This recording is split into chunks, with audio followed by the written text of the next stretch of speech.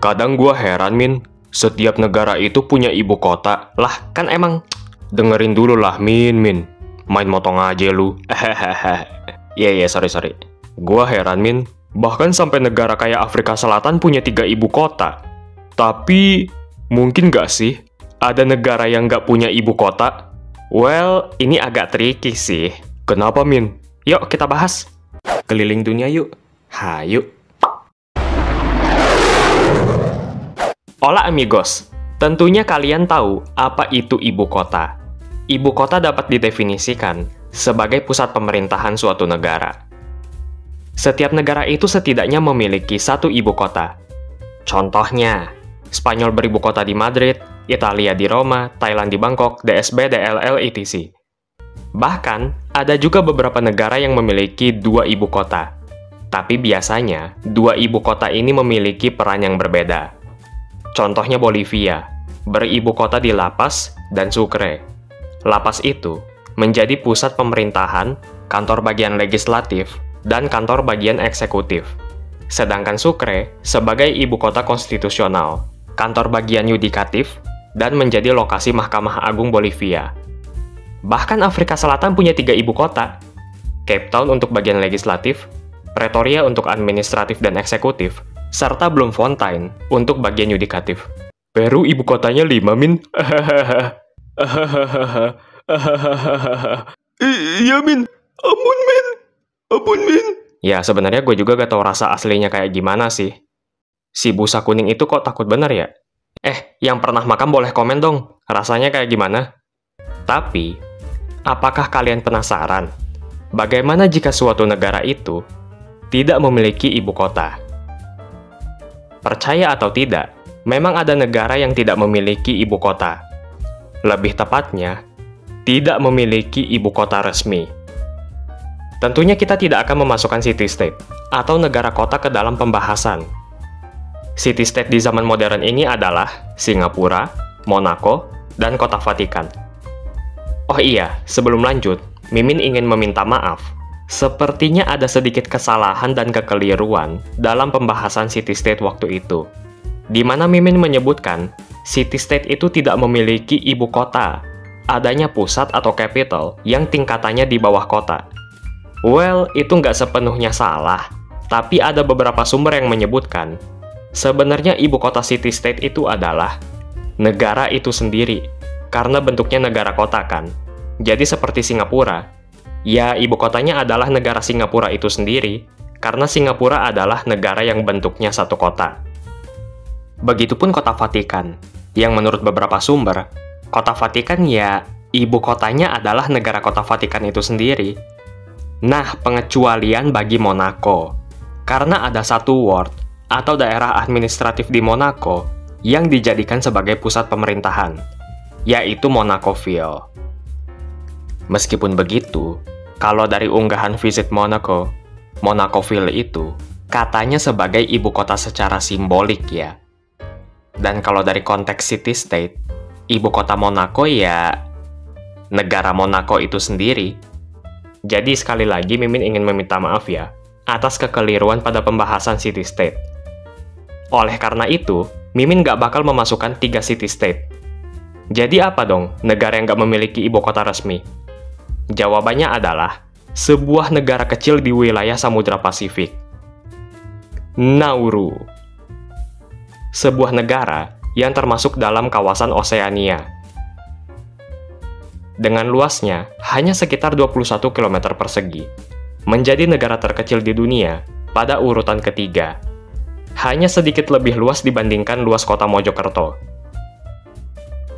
Karena luas negaranya yang kecil, Nauru sering dikategorikan sebagai microstate. Dan ya, Nauru itu sebuah negara yang hanya terdiri dari satu pulau. Wilayah administratif tingkat pertama di negara Nauru bukanlah provinsi, melainkan distrik.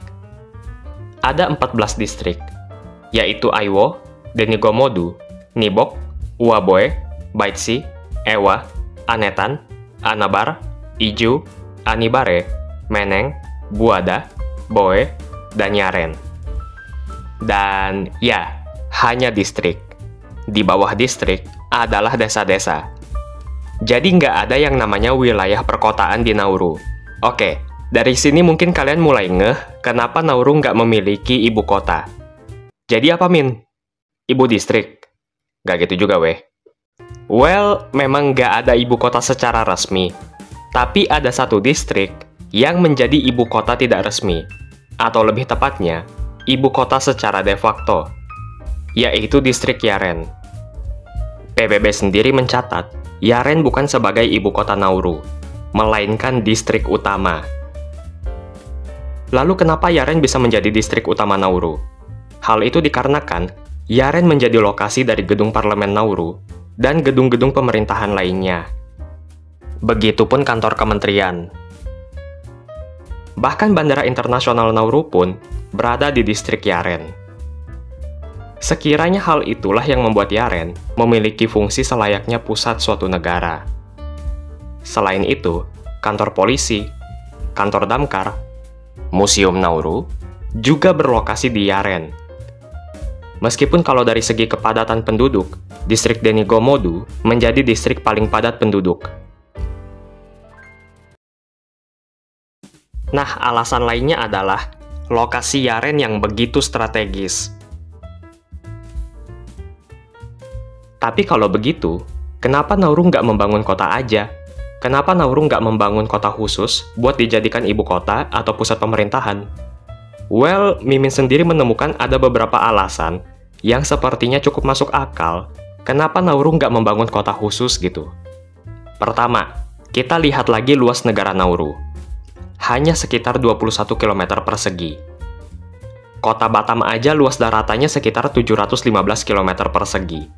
Dan rata-rata luas kota dan kabupaten di Indonesia itu berkisar antara ratusan sampai ribuan kilometer persegi. Biasanya luas wilayah perkotaan ya segitu. Sedangkan Nauru sendiri yang bentuknya sebuah negara, jauh lebih kecil.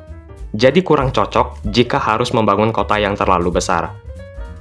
Lagi pula kalau pusat negara kan bisa disesuaikan sama wilayah administratif. Karena nggak ada kota di Nauru, akhirnya salah satu distriknya lah yang dijadikan pusat pemerintahan negara. Kedua, mungkin kalian pernah mendengar soal tambang fosfat di negara Nauru. Iya, aktivitas penambangan fosfat pernah menjadi tulang punggung perekonomian negara Nauru. Karena hal inilah yang pernah menjadikan Nauru sebagai salah satu negara terkaya di dunia. Sayangnya, akibat penambangan secara berlebihan dan tidak terkendali, kandungan fosfat itu pun semakin menipis.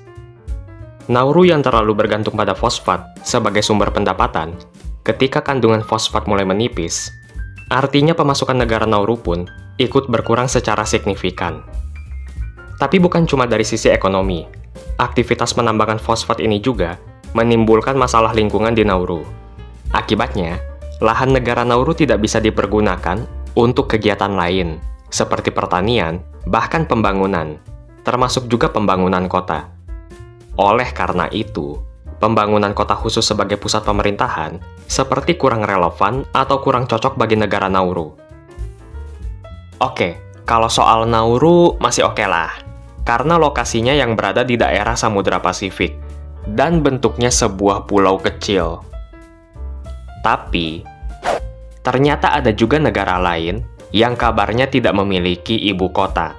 Bukan sebuah pulau di daerah samudra. Negara ini justru merupakan landlocked country, alias dikelilingi oleh negara-negara lain. Berlokasi di benua Eropa. Negara ini terkenal sebagai negara yang netral. Swiss. Mungkin kalian merasa heran dan berkata, Min, ibu kota Swiss kan Bern. Yes, correct. Ibu kota de facto. Jadi sama seperti Nauru. Bahkan hal ini diterangkan sendiri dalam website resmi negara Swiss. Kalau Swiss itu tidak memiliki ibu kota secara de jure. Dan Bern lebih tepat kalau disebut kota federal. Dan ya, Bern memanglah ibu kota. Lebih tepatnya ibu kota secara de facto. Tapi ada perbedaan secara signifikan dengan Nauru. Kalau Yaren tadi adalah sebuah distrik, sedangkan Bern itu memanglah sebuah kota. Lantas Bern dianggap sebagai ibu kota juga memiliki alasan tersendiri. Pada bagian sejarahnya, pada masa Konfederasi Swiss kuno yang dibentuk dari serangkaian kanton dari tahun 1291 sampai 1798, memang tidak memiliki ibu kota. Lalu saat sebagian besar wilayahnya diinvasi oleh pasukan Prancis dan berubah menjadi Republik Helvetika, muncul gagasan soal sentralisasi dengan cara menetapkan ibu kota untuk Republik Helvetika. Pada mulanya adalah Aarau, tapi hanya dari bulan Maret sampai September di tahun 1798. Lalu dipindahkan ke Luzern, tapi hanya sampai tahun 1799. Barulah dipindahkan lagi, kali ini ke Bern.